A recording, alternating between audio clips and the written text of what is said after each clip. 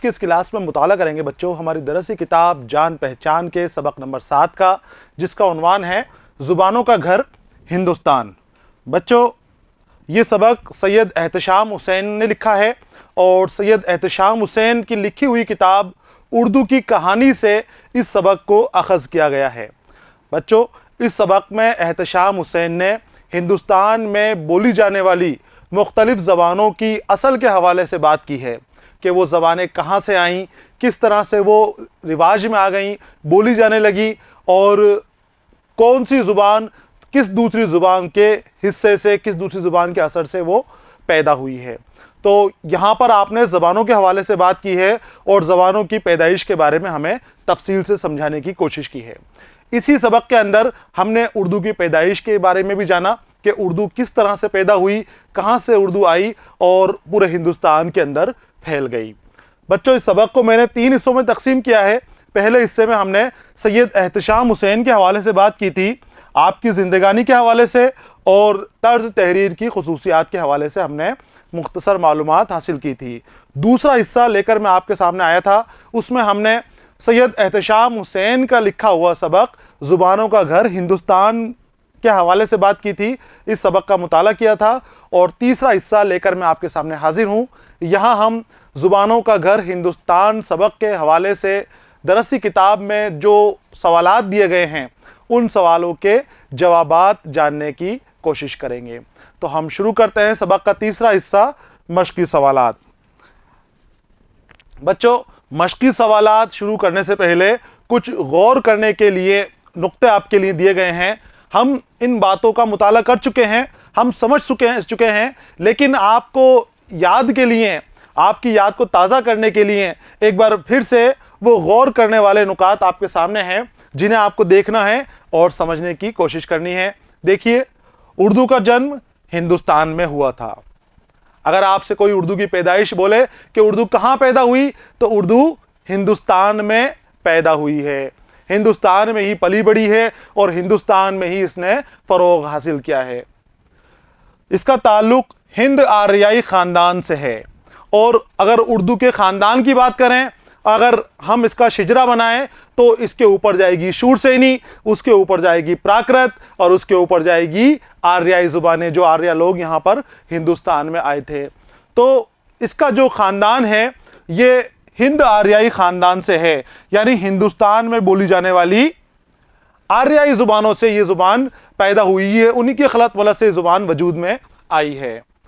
उर्दू गंगा जमुनी तहज़ीब की अलामत है। गंगा जमुना तहज़ीब बच्चों सभी मुआशरे, सभी मज़हब के लोगों के मिलकर रहने की तहज़ीब है।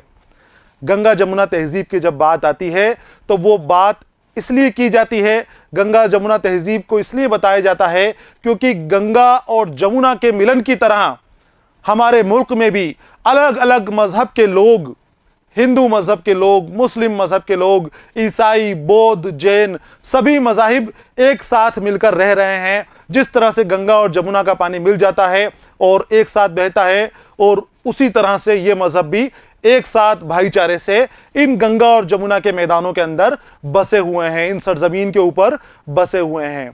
तो गंगा जमुना तहज़ीब वो है जहाँ भाईचारे से रहा जाए, मिलजुल कर रहा जाए, कोई इख्तिलाफ नहीं हो किसी के बीच के अंदर, कोई तफरीक नहीं हो और सभी हिल मिलकर मिलजुल कर मोहब्बत और इनकिसारी के साथ अपने वतन की तरक्की के लिए अपनी ज़िंदगी गुजर बसर करते रहें। तो वो ये होती है गंगा जमुनी तहज़ीब, और गंगा जमुना तहज़ीब हमारी हिंदुस्तानी की पहचान है, हमारे हिंदुस्तान की पहचान है, यहाँ की आवाम की पहचान है। गंगा जमुना तहज़ीब की जब बात आए तब आप समझ लीजिए कि ये इखलास की बात आ रही है, मोहब्बत की बात आ रही है, एक होकर मिलकर रहने की बात आ रही है।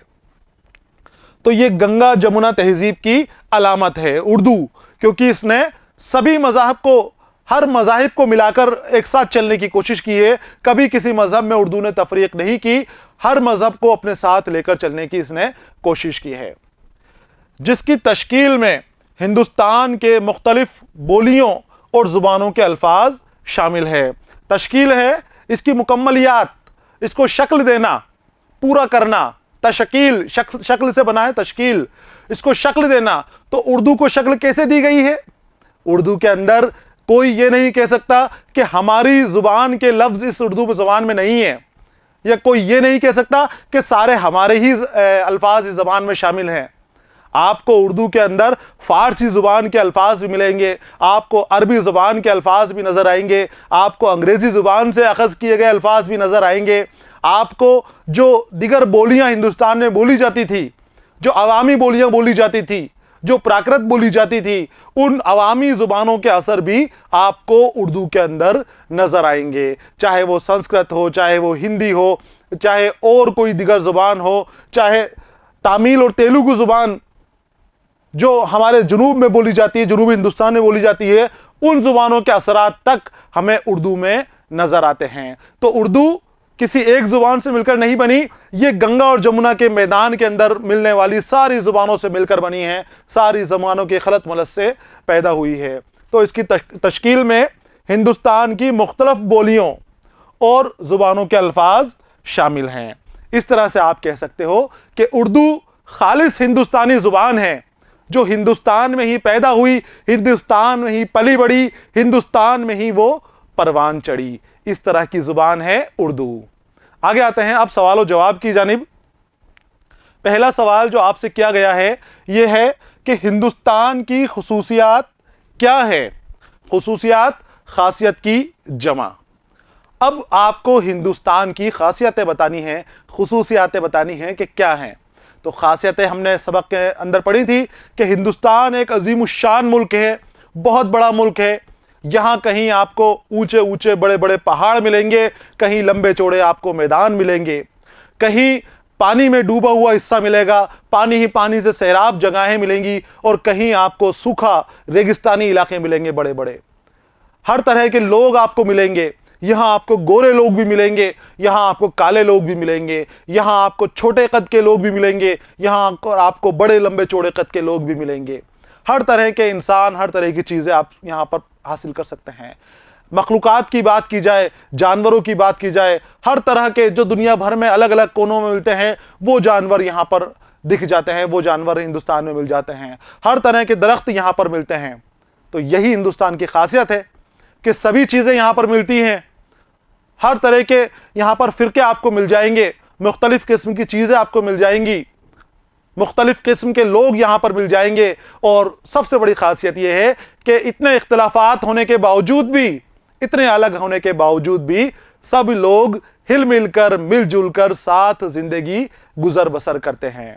देखिए जवाब, हिंदुस्तान में ऊंचे पहाड़, गहरी नदियाँ और रेगिस्तान हैं।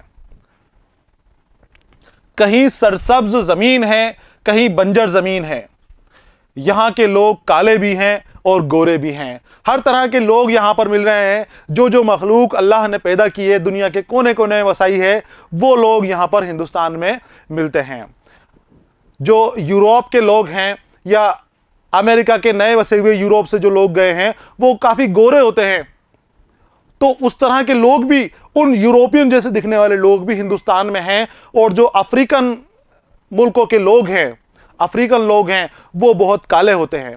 तो उनके जैसे लोग भी हिंदुस्तान में मिल जाएंगे। जो इख्तिलाफात पूरी दुनिया में नज़र आ रहा है वो हमें हिंदुस्तान में वो मिल जाते हैं। हिंदुस्तान की यही खासियत है कि हर तरह की चीज़ें यहाँ पर मिल रही हैं।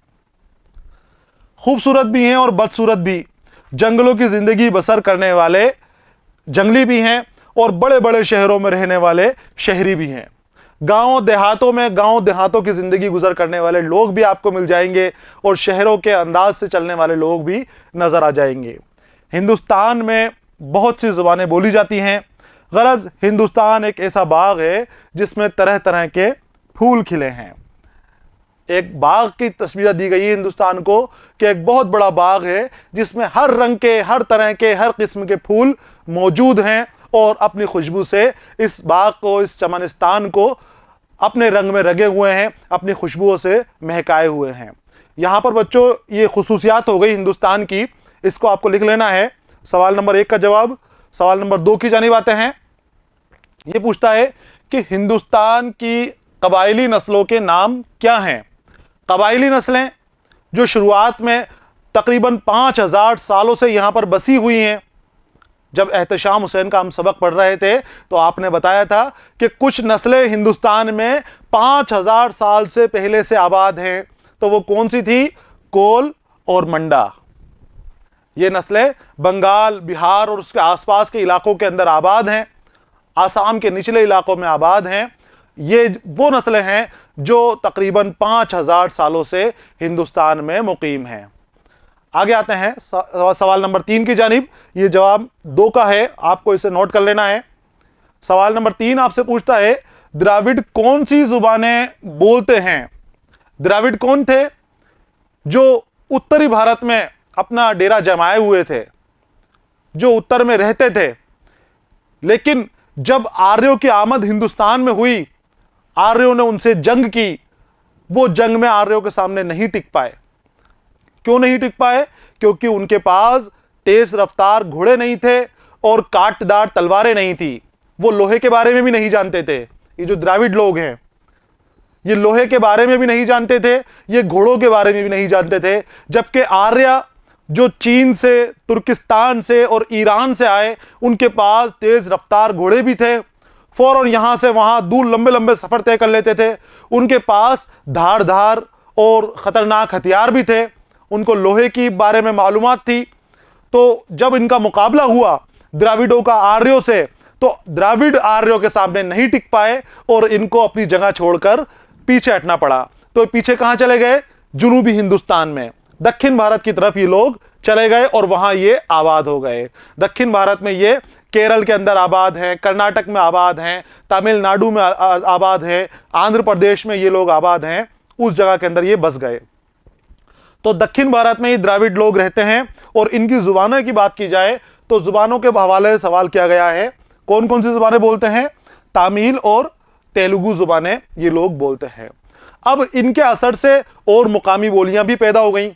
जो वहां के पहले द्राविड़ से पहले लोग रह रहे थे, उनके और द्राविड़ की तमिल और तेलुगु से और जुबानें भी वहां पर पैदा हो गई।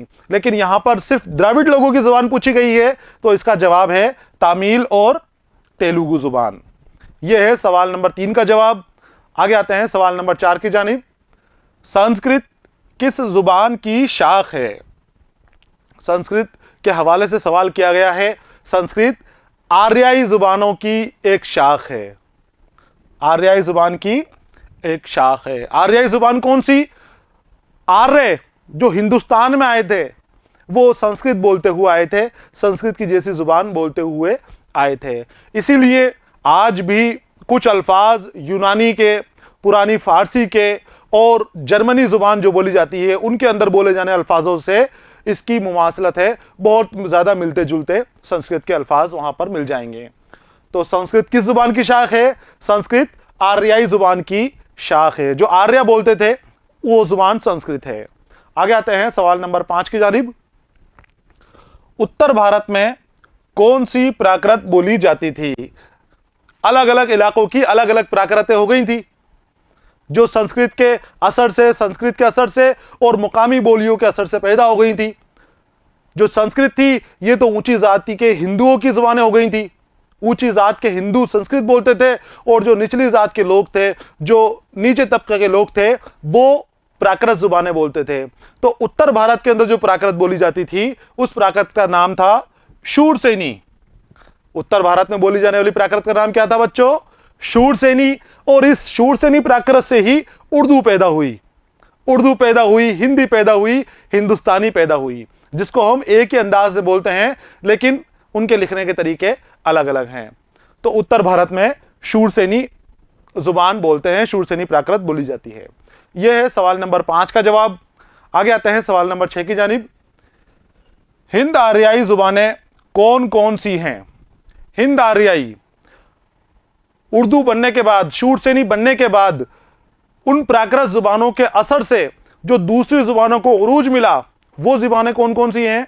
वो बंगाली, मराठी, आसामी, गुजराती, पंजाबी, सिंधी, ये हिंद आर्याई जुबानें हैं। आर्यों की आमद के बाद ये हिंदुस्तान में वजूद में आई और मुकामी तौर पर ये जुबानें बोली जाती थी। यानी जो मुकाम है उस जगह के मंसूब होके उसी जगह के निस्बत से इसको वही नाम दे दिया गया और उन्हीं इलाकों के अंदर ये बोली जाती थी। जैसे बंगाल और उसके आसपास के इलाकों में बंगाली हो गई, मराठा का जो हिस्सा था वहां मराठी बोली जाने लगी, आसाम के अंदर आसामी बोली जाने लगी, गुजरात और उसके आसपास के हिस्सों में गुजराती हो गई, पंजाब में पंजाबी और सिंध में सिंधी जुबानें बोली जाने लगी। ये उनकी मुकामी जुबानें हैं। ऐसे ही उड़ीसा में उड़िया बोलने जाने लगी। तो ये जुबानें हिंद आर्यी जुबानें कहलाती हैं।